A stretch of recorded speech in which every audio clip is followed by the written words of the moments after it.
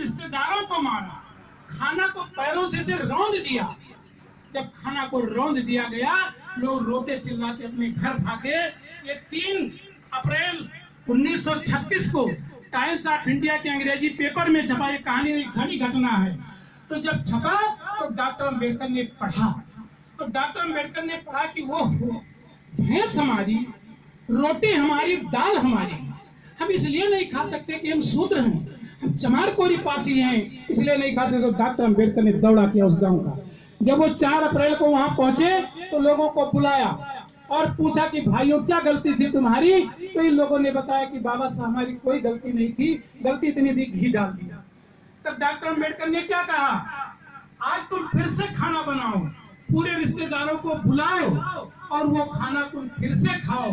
जो तुम्हें रोकेगा, अंग्रेजों ने बड़े बड़े जेल बनवाया है और दुनिया का मैं सबसे बड़ा बैरिस्टर हूँ, उसको जेल भिजवा करके तभी हम यहाँ से जाएंगे।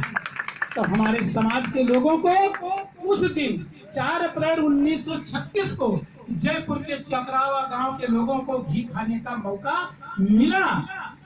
हम ज्यादा नहीं कहते हैं, अभी जो गांव में हमारी बहन बेटियां रहती हैं, जब भैंस बच्चा देती है 12 दिन हो जाता है तो कहते पंडितों को पहले दे दो तब खावा जाए, कुछ खाता नहीं है। और जब घी तैयार हुई तो पहला घी खिला दे, तब कहीं अब अपना घर भर खाओ। कब, जब बाबा साहब का आदेश है, तब ये स्थिति है। तो साथियों, बाबा साहब ने हमारे समाज को घी खाने का मौका दिया। दूसरी चीज, डॉक्टर अम्बेडकर ने कहा, जैसे हम अपनी बेटियों को क्यों बुलाते हैं, अपनी बहनों को क्यों बुलाते हैं, इसलिए बुलाते हैं कि हमारे भाई तो जान पाएंगे लेकिन हमारी बहन बेटियां कोई बात नहीं जान पाएंगी तो बात अधूरी रहेगी। बाबा साहब डॉक्टर अम्बेडकर ने कहा कि गांव की जितनी लड़कियां हैं, जितनी बुढ़ियां हैं, जितनी जवान औरतें हैं, हम उनसे सबसे मिलेंगे, हम बात करेंगे। इधर बहनें सब देख लें, जब वो औरतें डॉक्टर अम्बेडकर से मिलने आई तो उनके तन पर जो कपड़ा था, जैसे मुफलर होता है, यहाँ से लेकर यहाँ तक ढका था और यहाँ से लेकर यहाँ से ये नंगा और यहाँ से लेकर ये पूरी शरीर नंगी थी। जब पूरी शरीर नंगी देखा, डॉक्टर अम्बेडकर ने कहा कि बहनों तुम नंगी क्यों चली आई हमारे सामने, माता जी तुम नंगी क्यों चली आई हो। हमें तो शर्म लगता है और हमें रोना भी आता है कि हमारी बहन बेटियों में नंगी आती है। तो उन औरतों ने क्या कहा, औरतों ने कहा डॉक्टर अम्बेडकर से कि जैसे हम घी नहीं खा सकते हैं, यहाँ के राजा का आदेश है, पेशवा बाजीराव का आदेश है कि अगर शूद्र की औरतें कपड़ा पहनेंगी तो उनको कोड़ों से मारा जाएगा। उन्होंने कहा क्यों, उन्होंने कहा कि मनुस्मृति में लिखा है, क्या लिखा है कि विद्या विहीनी नर पशु समान, जो पढ़ा लिखा नहीं है वो पशु के समान है।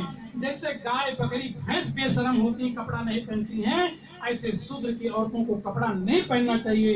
अगर हम कपड़ा पहनेंगे तो हम मारे जाएंगे। डॉक्टर अम्बेडकर ने कहा बहनों मैं रात रुकूंगा और सवेरे पूरे शरीर पर कपड़ा पहनकर आइएगा। जो कपड़ा पहनने से तुम्हें रोकेगा उसका जगह इस गांव में नहीं, अंग्रेजों का शासन है, उसे जेल भिजवा कर जाऊंगा। ये कपड़ा से पहने, एक कपड़ा जो आज 5-5 हजार 10-10 हजार के कपड़े पहने बैठे हो, किस भगवान ने तुमको दिया? यही नहीं जानते हैं हमारे भाई साहब लोग। हम लोग 4 व्हीलर से चलते हैं, कार है, बंगला है, ये किसी भगवान या देवी देवता की देन नहीं है। मैं किसी बुराई नहीं करता हूँ, सब कुछ अगर देन है तो बाबा साहब डॉक्टर अम्बेडकर की देन है, जिन्होंने आज यहाँ बैठी हमारी बहन बेटियां तमाम।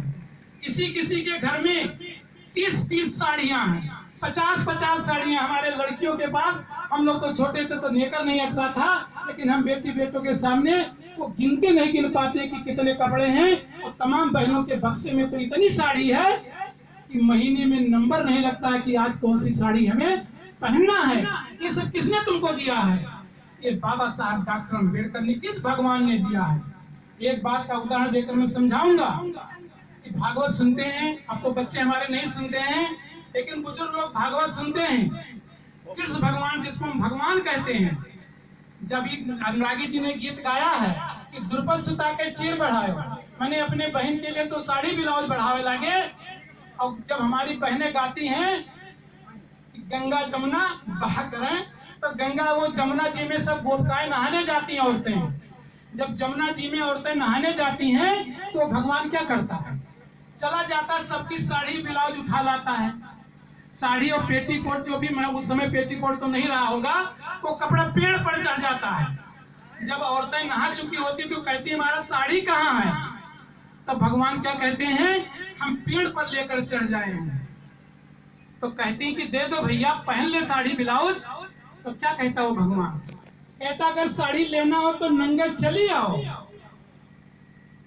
जब वो पुरानी बात आगे पीछे लगाने लगती हैं तो कहता ऐसे नहीं देंगे, आपको साड़ी लेना है तो आपको नंगे आना ही। इसलिए वो मजबूर होकर, अपनी औरत भी सामाजिक रूप से नंगे नहीं आ सकती है। तो एक तो वो भगवान है जिसने तुमको साड़ी ब्लाउज और पेटीकोट पहना दिया, एक वो भगवान है जिसने उसे नंगा कर दिया। तुम फैसला करो कि तुम्हें किस भगवान की पूजा करनी चाहिए।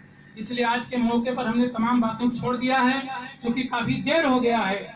आज इस परिनिर्वाण सभा में आप लोगों ने मेरी बात बहुत धैर्य से सुना, तो सुनने से काम नहीं चलेगा। भगवान बुद्ध कहते हैं कि मैं मुक्त दाता नहीं हूँ, हम मार्ग दाता हैं, हम रास्ता बता सकते हैं, चलना आपको पड़ेगा।